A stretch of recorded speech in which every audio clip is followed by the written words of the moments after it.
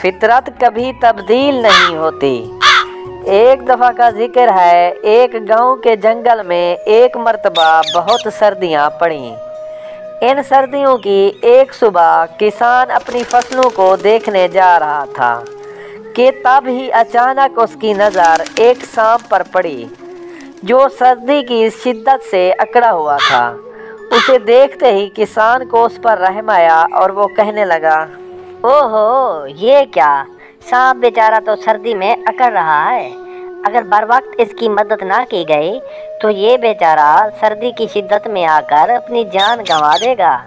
मुझे ज़रूर इसकी मदद करनी चाहिए।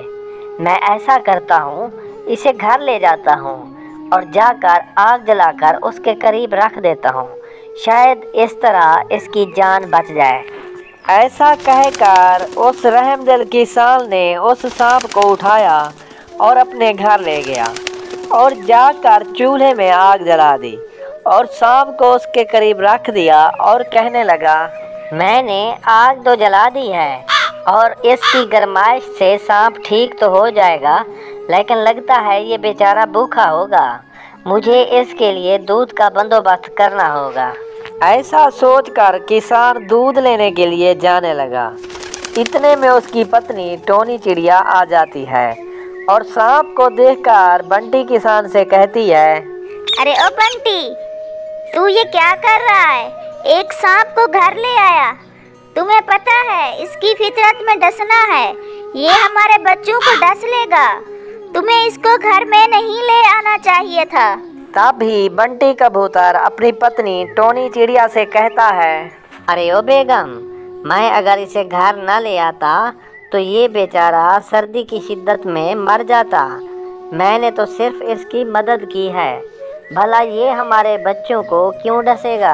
अरे जी देख ले, मैं तो कहती हूँ तू कहीं गलती कर रहा है।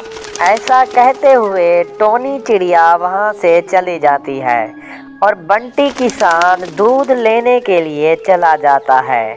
सांप को गर्मी मिली तो उसने आंखें खोली और बंटी किसान के बच्चे भी सांप को देखकर खुश हो रहे थे।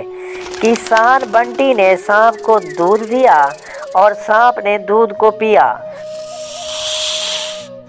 और उसके बाद फौरन उस सांप ने बंटी के एक बच्चे पर हमला किया, लेकिन वो बच्चा तेजी से सांप की गिरफ्त से निकलकर दूर जा बैठा।